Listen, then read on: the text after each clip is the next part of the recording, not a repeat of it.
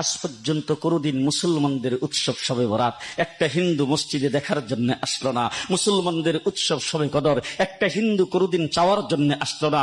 মুসলমানদের উৎসব রমজান মাসের রোজা একটা হিন্দু কোনদিন তোমার সাথে সমাজ করার জন্য রাখলো না।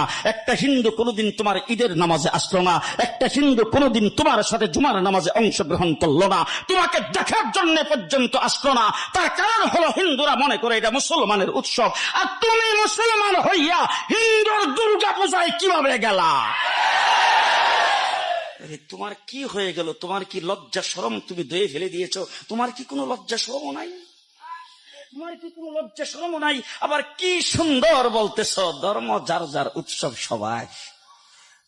হাই হাই হাই, ও মুসলমান যুবকেরা ভালো করে শোনো, ধর্ম যার যার উৎসব সবার, তাইলে বিয়া যার যার বউ তো সবার। জি, বিয়ে যার যার বউ সবার, পুষ্কুনি যার যার মাস সবার, গাছ যার যার ফল সবার, ক্ষেত যার যার ফসল সবার, দোকান যার যার মাল সবার।